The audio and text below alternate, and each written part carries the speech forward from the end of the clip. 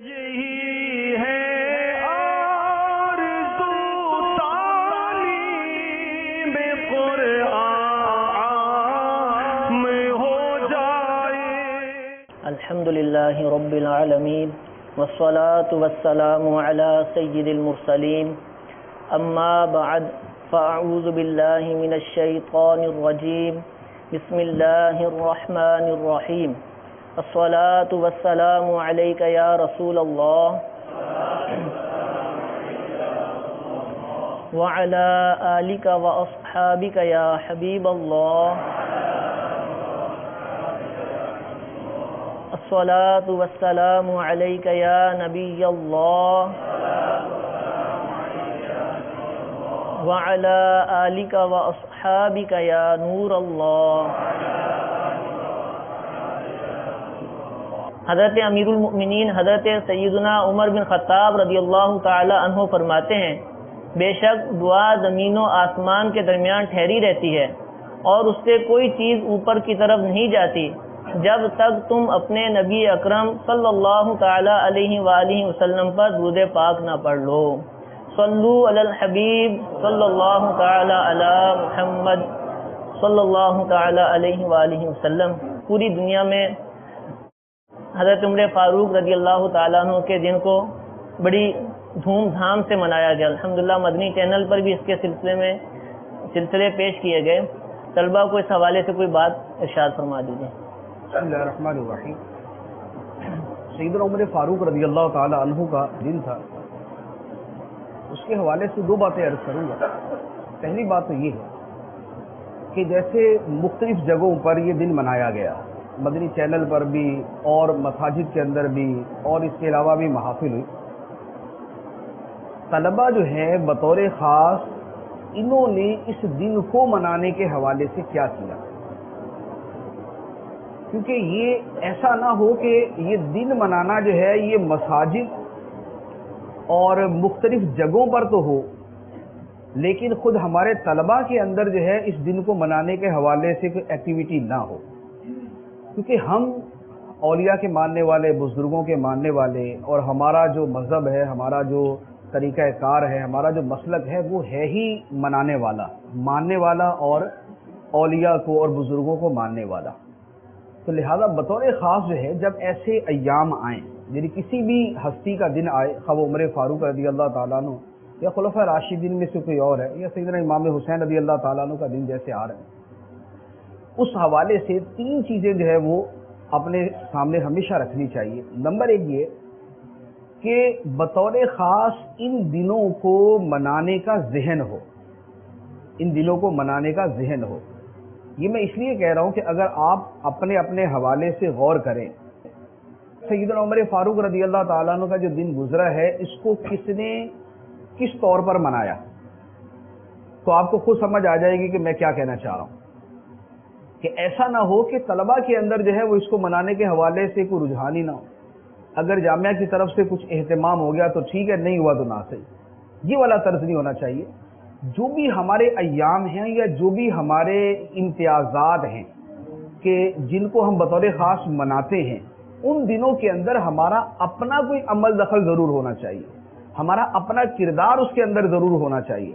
جیسے مثلا یہ ختم نبوت کا دن گزرا، بھی یہ سپٹمبر کے اندر ختم نبوت کا دن منایا جاتا ہے، تو اس دن یہ نہ ہو کہ ہمیں پتہ ہی نہ ہو کہ یہ کوئی ختم نبوت کا دن ہے، یعنی اس دن کو بطور خاص منایا جاتا ہے۔ یا معراج شریف آئی اور ہم اپنے اسی کپڑے دھونے کے اندر ہی ہم نے جو ہے وقت پورا کر دیا اور کی چھٹی تھی، چلو جی ہمارا کام اس میں گزر گیا۔ نہیں، آپ بطور خاص اس دن کو منانے کے حوالے سے کیا کرتے ہیں؟ وجہ یہ ہے کہ صرف یہ پڑھنا پڑھانا جو ہے یہ کوئی صرف یہی دن نہیں ہے، اس پڑھنے پڑھانے کے ساتھ جو عمل کا تعلق ہے، جو عقیدت و محبت والے کام ہیں، جو دن منانے والے کام ہیں، یہ سارے کے سارے کام بھی بذات خود ہمارے دین کا حصہ بھی ہیں، ہمارے مسلمان ہونے کے تقاضوں کے اندر بھی یہ چیزیں شامل ہیں۔ تو اب اس حوالے سے کیا ہونا چاہیے؟ پہلے نمبر پر تو یہ ہے کہ اب کوئی اگر کچھ بھی نہیں کر سکتا تو ایصال ثواب تو کر سکتے، اور کچھ نہیں کر سکتے تو ایصال ثواب تو کر سکتے۔ اب آپ اس دن قرآن پاک پڑھ کے، سورہ یاسین پڑھ کے، درود شریف پڑھ کے، کوئی بھی نیک عمل کر کے بطور خاص اس ہستی کو ایصال ثواب کریں جس کا دن منایا جا رہا ہے۔ اگر کچھ اور نہیں کر رہے تھے تو اتنا ضرور ہوتا کہ آپ کے ذہن میں یہ بات ہوتی کہ آج سیدنا عمر فاروق رضی اللہ تعالیٰ عنہ کا دن ہے اور مجھے آپ کی بارگاہ میں ایصال ثواب کرنا ہے، ثواب کا نذرانہ پیش کرنا ہے. تو اب آپ اس کے لیے فاتحہ خوانی کر کے ایصال ثواب کر لیتے، خواہ آپ 2 طلبہ مل کے کرتے، 10 مل کے کرتے، یا تنہا ایک طالب علم کسی کونے گوشے میں بیٹھ کر یہ کام کر لیتا، تاکہ جو روحانی فیضان کا سلسلہ ہے وہ شروع ہو. تنہا جو علم پڑھنا پڑھانا ہے اس کی اپنی جگہ، اس کی ضرورت اہمیت سے تو کوئی بھی انکار نہیں کر سکتا کہ علم سیکھنے سے آتا ہے، لیکن سیکھنے سے علم آتا ہے. علم میں جو برکت، جو روحانیت اور جو نورانیت پیدا ہوتی ہے وہ سلف صالحین کے ساتھ محبت و عقیدت سے، ان کی بارگاہ میں جو ہے وہ اپنے اظہار عقیدت کے ساتھ، اور ان کی طرف سے جو فیضان ملتا ہے اس کے ساتھ. بزرگان دین کا طریقہ یہ ہوتا تھا کہ جیسے ہم بتاتے خود، ہم نے جیسے پڑھا تو اس میں ہمیں معلوم ہے کہ جب کوئی کتاب شروع کرتے تھے تو اس کا مصنف اگر کوئی بزرگ ہوتا تو سب سے پہلے ایصال ثواب کی ترکیب بنائی جاتی کہ ایصال ثواب اس کے لیے کیا جاتا. اس کے بعد کتاب کو شروع کیا جاتا کہ کتاب سے علم ملے گا اور اس بزرگ کو ایصال ثواب کرنے سے اس کا فیضان صاحب شامل ہوگا. تو اب سیدنا عمر فاروق رضی اللہ تعالی عنہ کی جو ہستی ہے، جو آپ کی ذات ہے، وہ تو اسلام کی عظیم ترین ہستیوں میں سے. اب آپ کی بارگاہ کے اندر اگر ثواب کا نذرانہ پیش کرتے ہیں تو جو ہستی جیسی ہوتی ہے اس کا فیضان بھی ویسا ہی ہوتا ہے. سیدنا عمر فاروق رضی اللہ تعالی عنہ تسلط فی الدین کے اندر، خوف خدا کے اندر، زہد و تقوی کے اندر، علم و عمل کے اندر، عاجزی اور تواضع کے اندر، علوم و فنون کے اندر اور دیگر 20 چیزوں کے اندر آپ ایک یکتا اور نمایاں ہستی. اب آپ کی بارگاہ کے اندر بطور خاص آپ طلبہ علم دین ہیں اور آپ اپنے ہی اس سوچ کو سامنے رکھ کے ایصال ثواب کرتے ہیں تو آپ کو علمی فیضان ملنا شروع ہوگا. تو لہذا یہ ہمیشہ یاد رکھیں. اب جیسے امام اعظم رضی اللہ تعالیٰ عنہ کا دن آتا ہے تو پہلے تو آپ کو یہ پتا ہونا چاہیے کہ ان کا فلاں دن ہے. یہ نہ ہو کہ یہ پتہ ہی نہ، اچھا امام اعظم کا فوت ہوئے شوال میں ہی ہوئے ہوں گے، تو یہ نہ ہو جس مہینے میں ان کا وصال ہے وہ ذہن لو. ائمہ اربعہ ہے یا مشہور جو ائمہ ہیں ان کے ایام یاد ہوں، اور جب وہ دن آئے اب کوئی اور کرے نہ کرے لیکن آپ اپنے طور پر ان کی بارگاہ میں ایصال ثواب کے لیے کوئی نہ کوئی صورت بنائے اور باقاعدہ ان سے استعانت کرے کہ ہم آپ کی بارگاہ میں یہ پیش کرتے ہیں، آپ اپنی سخاوت سے ہمیں سرفراز فرمائیں. جب یہ روحانیت والا تعلق آپ شروع کریں گے تو پھر آپ اس کا فیضان دیکھنا شروع کریں گے. مجھے ایک اسلامی بھائی کا یاد ہے، ان کا کہنا تھا کہ بہار شریعت پڑھنے کو میرا دل نہیں کرتا تھا، یہ پڑھتا تھا تو بور ہو جاتا تھا، تو مسئلے اتنی کثرت کے ساتھ ہے کہ دل نہیں کرتا تھا. تو میں نے پورا قرآن پاک پڑھ کے صدر الشریعہ علیہ رحمہ کو ایصال ثواب کر دیا. اس کے بعد میں نے پڑھنا شروع کیا تو بلا جو ہے وہ رکاوٹ میں نے پوری کی پوری بہار شریف پڑھی. یہ حقیقتاً فیضان ہوتا ہے، یہ حقیقتاً فیضان. تو چونکہ ہم فیضان کو ماننے والے، ہم فیض کو ماننے والے ہیں، ہم بزرگان دین کی نسبت، تعلق، محبت، عقیدت کو ماننے والے اور عقیدت و محبت رکھنے والے ہیں، تو ہم اگر یہ سلسلہ کریں، سرکار غوث پاک رضی اللہ تعالیٰ عنہ کی 11ویں شریف کا ہے اور اولیاء کرام کے ایام منانے کا ہے، اعلیٰ حضرت رضی اللہ تعالیٰ عنہ کے منانے کا ہے، تو یہ اگر ہم سلسلے جاری رکھیں گے. آپ نے فقہ کے اندر مہارت حاصل کرنی ہے، میں کہتا ہوں کہ آپ امام اعظم اور علامہ شامی اور اعلیٰ حضرت کی ایصال ثواب کی صورت بنانا شروع کریں. آپ یہ بکثرت کرتے رہیں، آپ دیکھیں گے کہ اس کا فیضان آپ کو ملنا شروع ہوگا. وہ فیضان بتا کر نہیں آتا، لیکن جب اس کا ظہور ہو جاتا ہے تو آدمی کو پتہ چلتا اچھا میرے لیے پہلے یہ کام کرنا اتنا مشکل تھا لیکن اب میرے لیے اتنا آسان ہو گیا. تو پہلی بات تو یہ ہے. تو ایصال ثواب دن کے اوپر مختص نہیں کہ اسی خاص دن میں کیا جا سکتا ہے. ہم تو یہ کہتے ہی ہے نا کہ تعین جو ہے یہ تو عرفی ہے، آسانی کے لیے. کل کا دن گزرا آپ آج ایصال ثواب کریں، تو لہذا ایصال ثواب کی ترکیب جو ہے یہ ضرور بنائیں. دوسری بات یہ کہ ایصال ثواب تو طالب علم بھی کر سکتا ہے اور عوام بھی کر سکتے ہیں، لیکن طالب علم جو ہے وہ تھوڑا سا جدا گانا کیا کرے. اب وہ جو جدا گانا کرے وہ 2 کام ہو سکتے ہیں. پہلی بات تو یہ ہے کہ جب اس طرح کی کسی ہستی کے دن آئیں تو آپ کم از کم اس کی سیرت کا مطالعہ کریں. اب آپ کو 7, 8, 10 دن پہلے سے ہی آپ کے ذہن میں ہونا چاہیے، آپ کے اپنے کیلنڈر ڈائری کے اندر یہ ہو کہ بھئی یہ ہستیاں اس مہینے کے اندر ہیں جن کے ایام ہیں، آپ ان کی سیرت کا مطالعہ کریں. یہ جو سیرتوں کا مطالعہ کرنا ہے یہ طالب علم کے لیے تو بطور خاص ایک کام ہے کہ مطالعہ کرنا، اسٹڈی کرنا، تاریخ اسلام کا پڑھنا، بزرگان دین کی سیرت کا پڑھنا، ان کے حالات کا پڑھنا، تو پڑھنا تو طالب علم کا کام ہے. اب کرے یہ عوام بھی، لیکن عوام اگر نہ بھی کرے تو طالب علم کو کسی بھی صورت اس سے دور نہیں ہونا چاہیے. لہذا اب جس مہینے میں جس بزرگ کے دن آئیں اور اس کی سیرت آپ کو ملتی ہو، سب کی ملتی بھی نہیں ہے، جس کی ملتی ہو آپ اس کی سیرت کا مطالعہ کریں تاکہ آپ کے علم کے اندر ان کی پوری کی پوری سیرت آ جائے. ایک تو آپ کے علم کے اندر اضافہ ہو، اور دوسرا یہ ہو کہ اب اس سیرت کے پڑھنے سے جو بزرگان دین کی سیرت پڑھنے کے جو فوائد ہیں کہ ایمان مضبوط ہوتا ہے، عمل کا جذبہ پیدا ہوتا ہے، علم کا شوق پیدا ہوتا ہے، یہ جذبہ، یہ شوق، یہ علم جو ہے یہ پیدا ہو. تو لہذا ایک ہے، دوسرا کام ہو گیا مطالعہ. پہلا اصالہ ثواب، دوسرا مطالعہ کرنا. تیسرے نمبر پر وہ ہو سکتا ہے سارے نہ کر سکے، لیکن جو کوشش کرے گا وہ کر بھی سکے گا. وہ کیا؟ وہ یہ ہے کہ کم از کم ہر طالب علم جب ان ہستیوں کے ایام آئیں تو معروف ایام جو ہیں ان میں ہر طالب علم ایک بیان ضرور کرے. ایک بیان ضرور کرے. ضروری نہیں کہ آپ اسی موضوع کے اوپر ہی بیان کریں، اس دن کو منانے کی نیت سے آپ بیان کسی بھی موضوع پہ کر سکتے ہیں. بیان آپ زہد و تقویٰ کے اوپر بھی کر دیں اور اس میں سیدنا عمر فاروق رضی اللہ تعالیٰ عنہ کے واقعات آپ شامل کر دیں تو اس میں ٹھیک ہے، وہ آپ نے دن ہی منایا. لیکن آپ کی ایک پریکٹیکل ایکٹیویٹی ہونی چاہیے، آپ کی ایک عملی جو اس میں آپ کا یعنی کردار ہے وہ سامنے آنا چاہیے کہ انہوں نے بیان کیا. ورنہ جو میرا مشاہدہ ہے وہ یہ ہے کہ بعض اوقات کیا ہوتا ہے، میں نے ایک دو مرتبہ شب معراج کے اگلے دن یا دوسرے تیسرے دن میں نے طلبہ سے پوچھا آپ میں سے کس نے شب معراج کو بیان کیا؟ کسی نے بھی نہیں بیان کیا. بھئی کیوں نہیں بیان کیا آپ نے؟ وہ ہمیں کسی نے کہا ہی نہیں، یا جو ہے وہ ہم ذرا کسی اور کام میں لگے ہوئے تھے. حالانکہ شب معراج یعنی منانا جو ہے یہ ہمارے شعائر میں سے ہے، یعنی یہ سنیوں کے شعائر میں سے ہے. اچھا، یہ سیدنا عمر فاروق رضی اللہ تعالیٰ عنہ کا دن منانا یہ ہمارے شعائر میں سے ہے کہ ہم تو سب کو مناتے ہیں. امام حسین رضی اللہ تعالیٰ عنہ ہے، عمر فاروق ہے، ہمارا تو نعرے فیضان صحابہ اہل بیت، تو ہم سب کو منانے والے.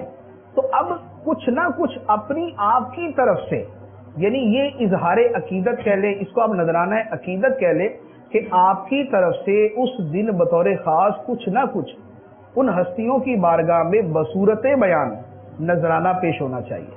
تو اب آپ اگر اپنا ذہن اس اعتبار سے بنا لیتے ہیں کہ امام اعظم رضی اللہ تعالیٰ عنہ کے عرس کا دن ہے، عمر فاروق رضی اللہ عنہ کا، صدیق اکبر رضی اللہ تعالیٰ عنہ، عثمان غنی رضی اللہ تعالیٰ عنہ، حضرت عائشہ، حضرت فاطمہ، ان ہستیوں کے ایام آئیں گے تو ہم ان مواقع کے اوپر بیان کریں گے. اب بیان کریں گے تو تیار بھی کریں گے، تیار کریں گے تو مطالعہ بھی کریں گے. اب مطالعہ بھی ہوا، بیان بھی تیار ہوا اور آپ نے باقاعدہ بیان کر بھی دیا. اور آپ چونکہ طالب علم ہیں، علم کی دنیا سے وابستگی ہے، آپ کا بیان بہت سارے دوسرے لوگوں سے بہتر ہوگا چونکہ آپ کا تعلق علم کے شعبے کے ساتھ ہے، لہذا آپ کے بیان کے اندر وہ علم ہی جھلکے گا.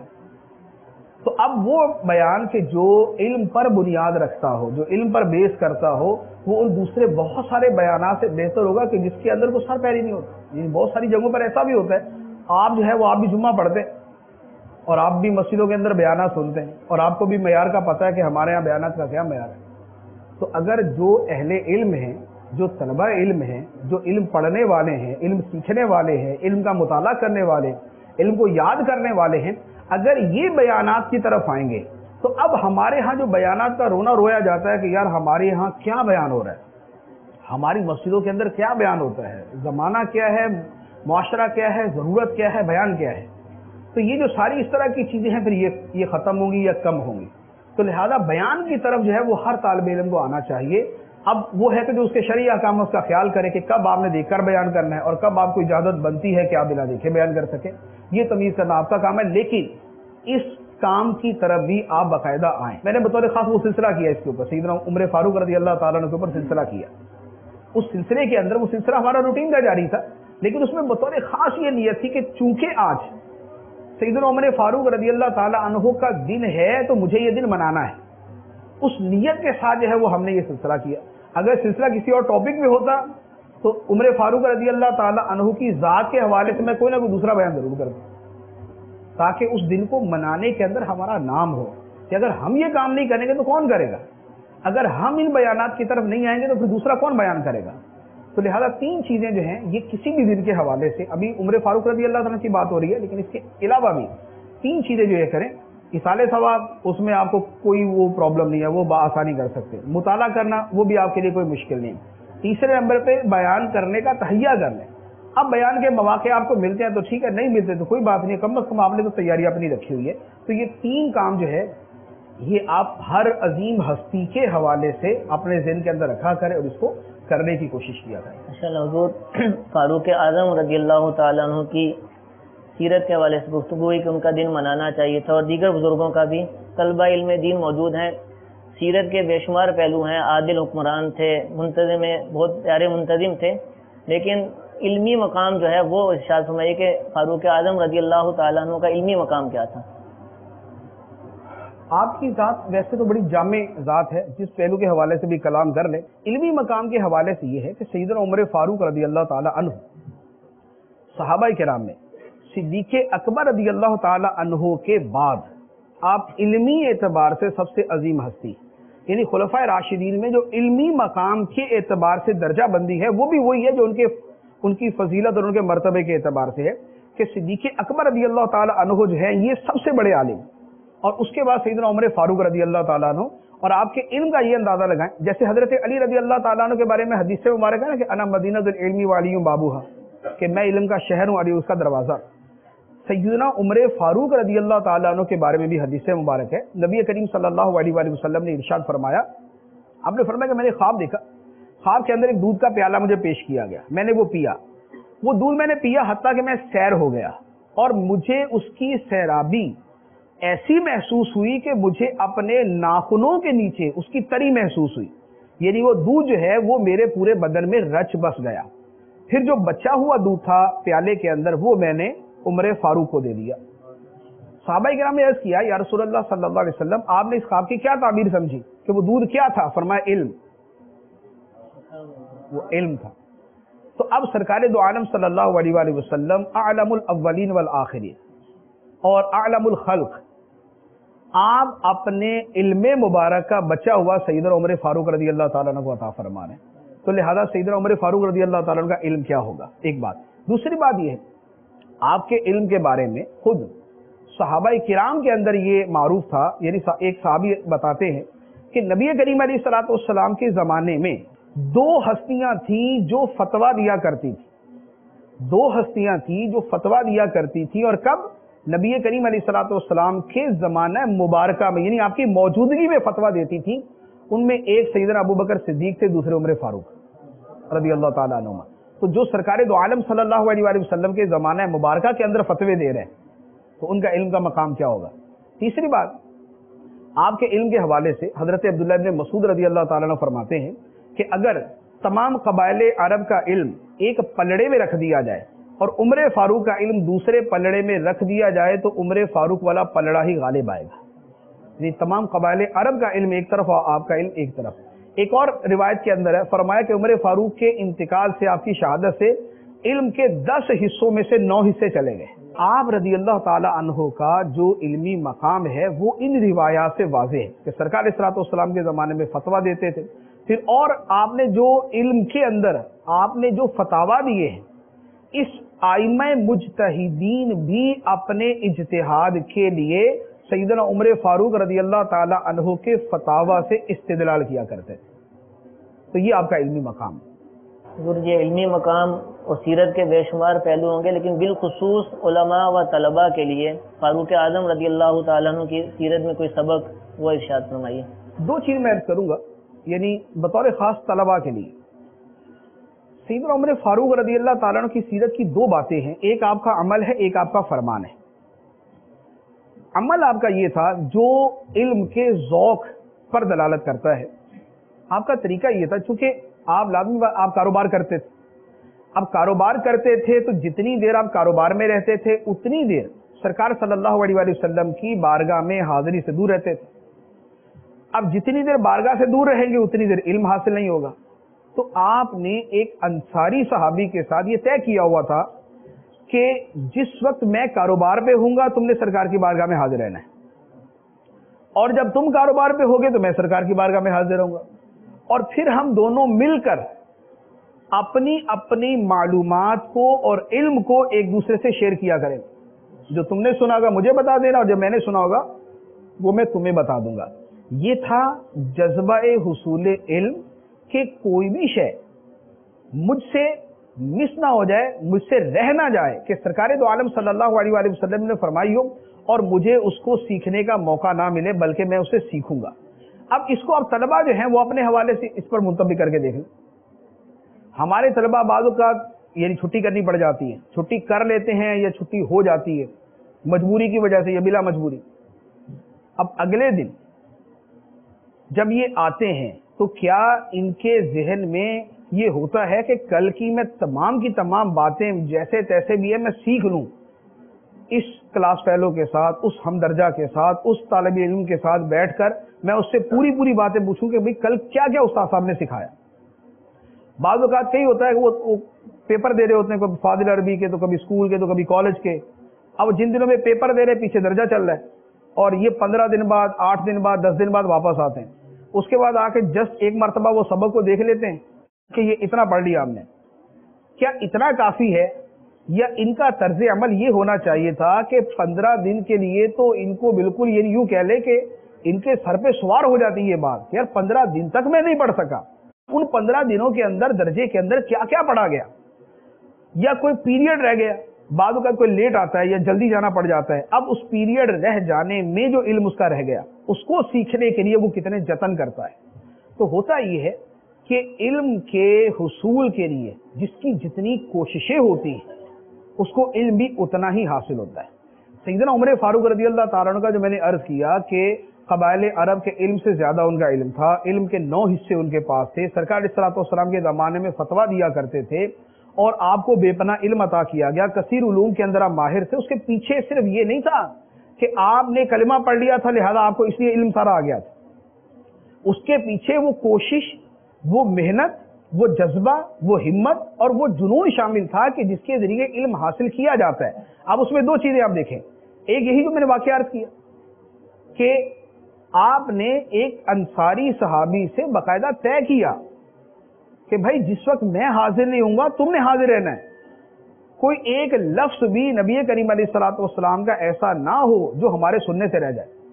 تو اب جس نے نبی کریم علیہ الصلوۃ والسلام کے حیات طیبہ کے جملہ فرامین اور جملہ احادیث کو یا تو خود سنا ہے یا باقاعدہ ایک بندہ مقرر کیا ہوا تھا کہ آپ نے مجھے سن کے سنانا ہے، تو آپ بتائیں کہ اس کی علم کے لیے محنت کتنی ہے، اور یہ علم کے لیے محنت ہے جو ان کو ایک مرتبے پر لے کر جاتی ہے۔ ایک بات۔ دوسری بات، سیدنا عمر فاروق رضی اللہ تعالیٰ عنہ کا ایک دوسرا واقعہ ہے جو آپ کے بارے میں ایک صحابی نے بیان فرمایا، یہ حضرت عبداللہ بن عمر رضی اللہ تعالیٰ نے بیان فرمایا کہ عمر فاروق رضی اللہ تعالیٰ عنہ نے سورہ بقرہ 10 سال کے اندر سیکھی، سورہ بقرہ 10 سال میں سیکھی۔ اب وہ 10 سال میں سیکھنا کیا تھا؟ وہ 10 سال میں سیکھنا 2 اعتبار سے تھا۔ ایک اس اعتبار سے کہ جو صحابہ کا یہ معمول تھا کہ جب تک کوئی آیت سیکھ کر اس پر عمل نہیں کر لیتے تھے تب تک آگے نہیں جاتے تھے، ایک تو اس اعتبار سے تھا، اور دوسرا یہ تھا کہ سورہ بقرہ سیکھنے کا مطلب یہ نہیں تھا کہ الف لام میم ذالک الکتاب لا ریب فیہ ھدی للمتقین اس کے الفاظ یاد کرتے رہے اور آگے گزرتے رہے، ترجمہ اس کا آ گیا تو کافی ہے۔ قرآن پاک کو پڑھا تو قرآن پاک سے حاصل ہونے والے علم، قرآن پاک کی آیات کے ناسخ و منسوخ، اس سے حاصل ہونے والے مسائل، اس سے استدلال و استنباط کا طریقہ، استخراج مسائل کیسے کیا جائے گا، ان آیات کے بارے میں احادیث طیبہ میں کیا فرمایا گیا، یعنی قرآن بحیثیت منبع جملہ علوم کے وہ قرآن پاک کو سیکھا کرتے تھے، اور اس کا یہ نتیجہ تھا کہ سورہ بقرہ انہوں نے 10 سال کے اندر سیکھی۔ تو اب 2 چیزیں آپ کی سیرت سے سامنے آتی ہیں، ایک ہے سیکھنے کا جذبہ کہ کوئی بات رہ نہ جائے، دوسرا یہ ہے کہ جس کو سیکھا جائے اس کو اپنے دل میں اتارا جائے۔ 10 سال کے اندر سورہ بقرہ پڑھیں گے تو 10 سال کے اندر اس سورہ مبارکہ کی ایک ایک بات دل کے اندر اتری ہوئی ہوگی، ورنہ پڑھنے کے اندر تو میرے خیال میں آپ میں اتنے ماہرین موجود ہوں گے کہ اگر ان کو یہ تفسیر صراط الجنان دے دوں ایک دن کے اندر پوری سورہ بقرہ کی تفسیر پڑھ کے فارغ ہو جائے. لیکن وہ جو ایک دن کے اندر پوری سورہ بقرہ کی تفسیر پڑھیں گے اس میں اور جو 10 سال میں پڑھی جائے گی اس میں، دونوں میں فرق ہوگا یا نہیں ہوگا؟ فرق یہ ہوگا کہ ایک دن کے اندر آپ پوری جلد پڑھ لیں گے، سورہ بقرہ پوری پڑھ لیں گے، لیکن وہ آپ کے دل کے اندر نہیں اترے گی، وہ علم راسخ نہیں ہوگا، وہ علم دل کے اندر رچ بس نہیں جائے گا، وہ علم آپ کے ذہن کے اندر استقرار نہیں پکڑے گا، آپ کو اس کا استحضار نہیں رہے گا. لیکن جو آپ نے 10 سال کے اندر سیکھا ہوگا، تھوڑا تھوڑا تھوڑا تھوڑا تھوڑا تھوڑا وہ آپ کے آہستہ آہستہ آپ کا جزو بدن بنتا جائے گا. آپ 10 سال کی غذا ایک ہی دن میں کھا لیں تو فوت ہی ہو جائیں گے، لیکن 10 سال کی غذا 10 سال کے اندر ہی کھائیں گے تو وہ غذا آپ کا جزو بدن بنتی جائے گی. تو لہذا علم کے اندر یعنی یوں کہہ لیں کہ علم کے اندر تدریج ہونی چاہیے، تدریج ہونی چاہیے، تھوڑا تھوڑا کر کے تھوڑا تھوڑا کر کے. اب یہ بولے کہ پورا سال محنت نہ کروں، سال کے آخر کے اندر پیپروں کے دنوں کے اندر محنت کر کے پورے سال کی کمی بھی پوری ہو جائے گی، پیپر بھی پاس ہو جائیں گے. تو ہو سکتا ہے کہ پورے سال کی کمی یوں تو پوری ہو جائے کہ آپ کو سارا سمجھ آ جائے اور یوں پوری ہو جائے کہ آپ پیپروں کے اندر پاس ہو جائے، لیکن وہ علم کبھی بھی آپ کے دل و دماغ کے اندر راسخ نہیں ہو سکتا. تو لہذا 2 باتیں آپ کے کردار کے حوالے سے، ایک محنت کہ آپ سے کوئی بات رہ نہ جائے، آپ کا پیریڈ رہ جائے، آپ کا کوئی دن آپ کی چھٹی ہو گئی، اس دن کا علم جو ہے وہ آپ سرسری نہ رکھیں کہ یار یہ تو دن نکل گیا تو لہذا زندگی سے نکل گیا. نہیں، زندگی سے نہیں نکلا، آپ کی زندگی 24 گھنٹے کی ہے، 8 گھنٹے آپ سوتے ہیں، 8 گھنٹے آپ پڑھتے ہیں. اب وہ جو درمیان کے 2 گھنٹے ہیں وہ اس کو دے کر اس دن کے پورے گھنٹے پڑھنے کے پورے کریں. آپ اپنی نیند 8 گھنٹے کی 2 گھنٹے کم کر کے وہ 2 گھنٹے جو ہے آپ استعمال کریں اس کے اندر کہ آپ کا جو دن مس ہو گیا، جو آپ کا پیریڈ رہ گیا، اس کی کمی بہر صورت پراپر طریقے سے پوری ہونی چاہیے. ایک وہ، اور دوسرا یہ ہے کہ تدریج کے ساتھ جو ہے وہ علم حاصل کریں. یہ آپ کا کردار تھا. دوسری آپ کا ایک فرمان، وہ آپ کا فرمان بطور خاص طلبہ کے حوالے سے ایک 5 چیزوں پر مشتمل ہے. شعب الایمان کی روایت ہے. ارشاد فرمایا کہ تعلموا العلم وعلموه الناس، علم سیکھو اور لوگوں کو وہ سکھاؤ. علم سیکھو اور لوگوں کو سکھاؤ. اب یہ سکھانے سے کیا مراد ہے؟ ہماری جو مراد طلبہ کی ہوتی ہے نا، طلبہ کی تو ایک ہی مراد ہوتی ہے، یعنی سیکھنے اور سکھانے سے، کہ درس نظامی پڑھا، درس نظامی پڑھانا. یہ ہے علم سیکھنا اور علم سکھانا. علم سیکھنا سکھانا یہ نہیں.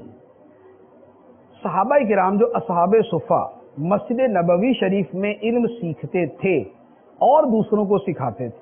جو نئے نئے لوگ مسلمان ہوتے تھے، نبی کریم علیہ الصلوۃ والسلام کی بارگاہ میں حاضر ہوتے، 15 دن 10 دن علم سیکھتے اور اس کے بعد واپس چلے جاتے. یا نبی کریم علیہ الصلوۃ والسلام نے حضرت مصعب بن عمیر کو مدینہ منورہ بھیجا اور انہوں نے وہاں علم سکھایا. وہ کون سا تھا؟ درس نظامی تھا. درس نظامی سکھایا تھا انہوں نے. اصحاب صفہ درس نظامی کرتے تھے؟ نہیں. وہ کیا کرتے تھے؟ وہ نماز کا طریقہ سیکھتے تھے، نماز کا طریقہ سکھاتے تھے. وہ قرآن پاک پڑھنا سیکھتے تھے، وہ قرآن پاک پڑھنا سکھاتے تھے. وہ نماز روزے کے مسائل سیکھتے تھے، وہ نماز روزے کے مسائل سکھاتے تھے. وہ باطنی امراض، گناہ، حسد، بغض، تکبر، کینے کی تعریفیں سیکھتے تھے، وہ دوسروں کو سکھایا کرتے تھے. یہ تھا علم سیکھنا اور سکھانا. تو یہ جو تعبیر خاص ہم کر کے بیٹھے ہوتے نا کہ علم سیکھنے سکھانے سے مراد ہے درس نظامی پڑھنا اور پھر پڑھانا، یہ اس کا ایک فرد ضرور ہے، یعنی ایک فرد ضرور ہے لیکن اس پر موقوف نہیں.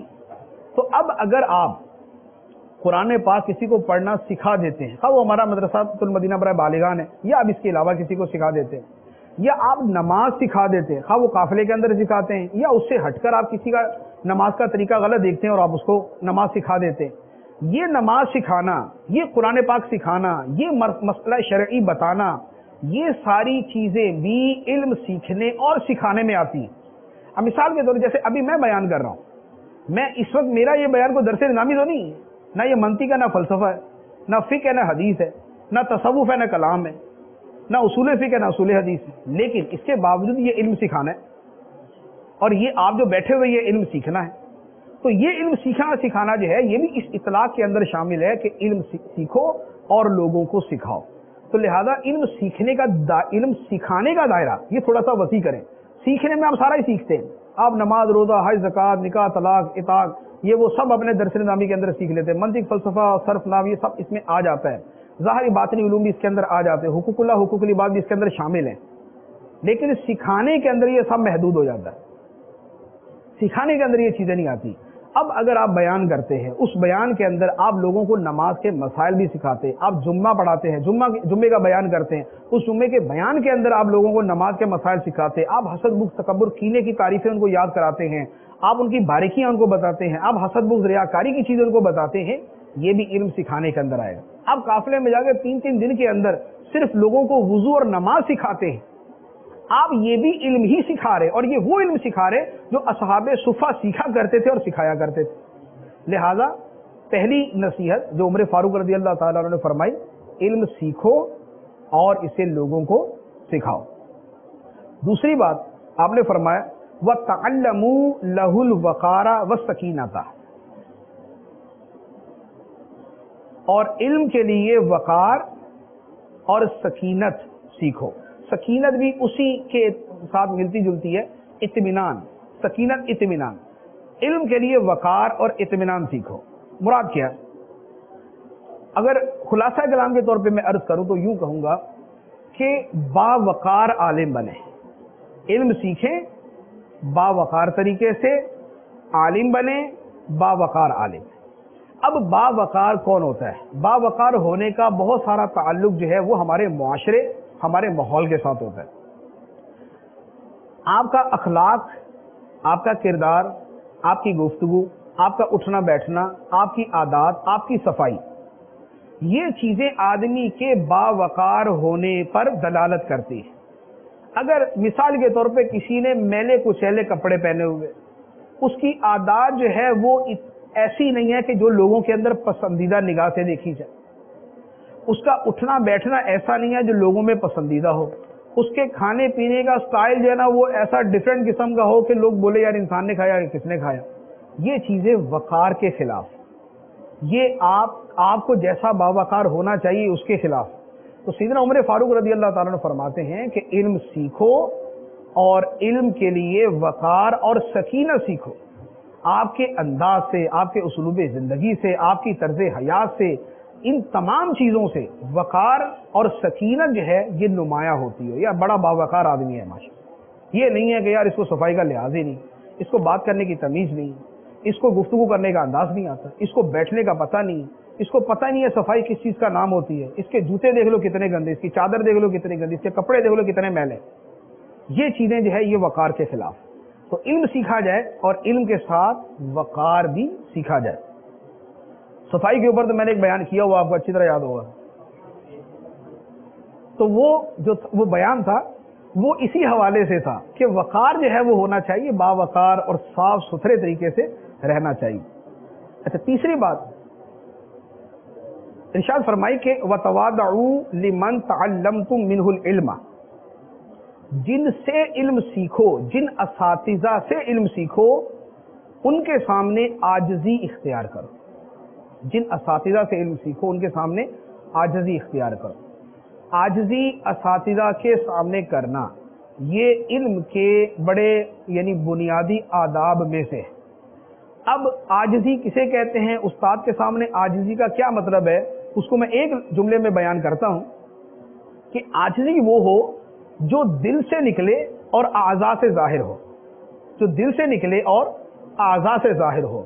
یہ نہ ہو کہ دل کے اندر کچھ اور ہی چل رہا ہے اور ظاہری اعتبار سے آپ عاجزی اختیار کر رہے ہو، یہ پھر عاجزی نہیں ہوتی، یہ منافقت ہو جاتی ہے کہ دل یعنی باطن اور ظاہر جو ہے یہ ایک دوسرے کے موافق نہیں۔ تو عاجزی حقیقتاً دل کے اندر ہو کہ جو مجھے سکھانے والا ہے یہ بحیثیت معلم کے مجھ سے بہتر ہے۔ لہذا جب اس تصور کے ساتھ آپ پڑھیں گے تو آپ کے دل کے اندر عاجزی پیدا، دل میں عاجزی پیدا ہوگی تو پھر اعضاء سے اس کا ظہور بھی ہوگا۔ تو لہذا جن سے علم سیکھو ان کے لیے عاجزی اختیار کرو۔ چوتھی بات فرمائی وَتَوَاضَعُوا لِمَنْ عَلَّمْتُمُوهُ الْعِلْمَ، اور جنہیں تم سکھاؤ ان کے سامنے بھی عاجزی اختیار کرو۔ یعنی یہ گویا استاد کو فرما دیا کہ جن طلباء کو تم سکھاؤ ان کے سامنے بھی عاجزی اختیار کرو۔ اب ان کے سامنے عاجزی کیا ہے؟ کیا استاد بھی طالب علم کے سامنے ہاتھ باندھ کے کھڑا ہو جائے؟ کیونکہ استاد طالب علم کی عاجزی یہ ہے کہ وہ ہاتھ باندھ کے کھڑا ہو جائے، تو کیا استاد طالب علم کے سامنے یوں کھڑا ہو؟ نہیں، دونوں میں فرق ہوتا ہے۔ شاگرد استاد کے سامنے عاجزی کرے گا، تواضع اختیار کرے گا، یہ اور انداز ہوگا۔ استاد شاگرد کے سامنے عاجزی اختیار کرے گا، اس کا انداز اور ہوگا۔ استاد کا کیا ہوگا؟ استاد کے لیے عاجزی ہوگی کہ وہ اپنے دل میں طلبہ کو حقیر نہ سمجھے، کیونکہ عاجزی کس کے مد مقابل ہے؟ تکبر کے. عاجزی کس کے مد مقابل ہے؟ تکبر کے. تکبر کیا ہوتا ہے؟ حقیر سمجھنا. تو اب عاجزی اس کے مقابلے میں کیا ہوگی؟ حقیر نہ سمجھنا. تو استاد طالب علم کو حقیر نہ سمجھے، اس کے رنگ کی وجہ سے، اس کے روپ کی وجہ سے، اس کے لباس کی وجہ سے، اس کے اگر اس کا وہ بہت زیادہ ذہین نہیں ہے اس کی وجہ سے، اس کے نسب کی وجہ سے، اس کے وطن کی وجہ سے، یعنی اس طرح کے کسی بھی وجہ سے اسے حقیر نہ سمجھے. ایک دوسرے نمبر پہ وہ اسے اس وجہ سے حقیر نہ سمجھے کہ میں استاد ہوں، یہ طالب علم ہے. کیونکہ اللہ تعالیٰ کی بارگاہ میں یہ کوئی وہ نہیں ہے، معیار نہیں ہے کہ استاد طالب علم سے اللہ تعالیٰ کی بارگاہ میں افضل ہوتا ہے. ہزاروں طلبہ ہوں گے جو استادوں سے افضل ہوں گے. استاد علم تو سکھاتا ہے لیکن اس کے دیگر اوصاف خراب ہیں، اور شاگرد جو ہے وہ علم سیکھنے والا ہے لیکن اس کے اندر بڑے پیارے اوصاف ہوتے ہیں. تو لہذا معلم ہونا افضل ہونے کی کوئی دلیل نہیں، اور متعلم ہونا مفضول ہونے کی کوئی دلیل نہیں. لہذا استاد بحیثیت اپنے آپ کو معلم سمجھتے ہوئے شاگرد سے افضل نہ سمجھے، اور شاگرد کو متعلم سمجھتے ہوئے اپنے سے کمتر نہ سمجھے. تو سکھانے والا سیکھنے والے کے لیے عاجزی اختیار کرے، وہ ان معانی کے اندر ہوگی. پانچویں بات جو ارشاد فرمائی وہ فرمایا وَلَا تَكُونُوا جَبَابِرَةَ الْعُلَمَاءِ فَلَا يَقُومُ عِلْمُكُمْ بِجَهْلِكُمْ. فرمایا متکبر عالم نہ بنو. عمر فاروق رضی اللہ تعالیٰ فرماتے ہیں متکبر عالم نہ بنو کیونکہ تمہارا علم تمہاری جہالت کے ساتھ قائم نہیں رہ سکتا. متکبر عالم نہ بنو معنی واضح ہے. یہ جو فرمایا کہ تمہارا علم تمہاری جہالت کے ساتھ قائم نہیں رہ سکتا. جہالت سے کیا مراد ہے؟ علم اور جہل تو ایک دوسرے کی ضد ہے. جہل سے مراد ہے جاہلانہ طرز عمل، جاہلانہ رویہ، جاہلانہ عمل. تو فرمایا کہ تمہارا علم یعنی علم نافع، اور علم نافع عند اللہ اور علم نافع فی الآخرہ، یہ تمہارے جاہلانہ رویے کے ساتھ قائم نہیں رہ سکتا. جاہلانہ رویہ کیا ہے؟ کہ علم پر عمل نہ ہو. علم کو جب جہل کہا جائے، جب علم کو جہل یعنی عالم کو یہ کہا جائے کہ تم جاہل ہو، تو اس سے کیا مراد ہوتا ہے؟ کہ تم اپنے علم پر عمل نہیں کرتے. یہ میں آپ کو قرآن پاک کی اصطلاح بتا رہا ہوں کہ جب قرآن پاک کے اندر یہ کہا جاتا ہے کہ تم جاہل ہو، تم قومی جاہل ہو، تو اس کا یہ مطلب نہیں ہوتا کہ ان کو پتہ ہی نہیں ہے. مراد یہ ہوتی ہے کہ پتہ ہے لیکن اس علم کے مطابق عمل نہیں. اس علم کے مطابق عمل نہ ہونے کو لا تعلم، لا یعلم اور جہل اس کے ساتھ تعبیر کیا جاتا ہے. تو عمر فاروق رضی اللہ تعالیٰ نے جو فرمایا کہ تمہارا علم تمہاری جہالت کے ساتھ قائم نہیں رہ سکتا، مراد یہ ہے کہ تمہارا علم نافع تمہارے جاہلانہ رویے یعنی بے عملی کے ساتھ قائم نہیں رہ سکتا. وہ علم تو رہے گا لیکن علم نافع نہیں ہوگا، اور وہ جہالت ہوگی لیکن مراد اس سے جاہلانہ رویہ اور بے عملی ہوگی. تو یہ 5 نصیحتیں ہم نے فرمایا. علم سیکھو اور سکھاؤ. علم کے لیے وقار سیکھو، جس سے علم سیکھو اس کے لیے عاجزی کرو، جس سے علم سکھاؤ اس کے سامنے عاجزی کرو.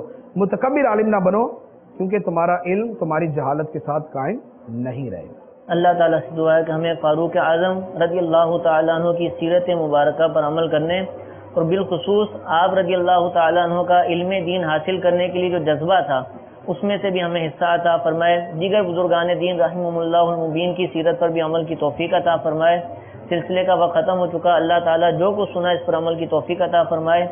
آمین بجاہ النبی الامین. صلو علی الحبیب صلی اللہ تعالی علی محمد صلی اللہ علیہ وسلم.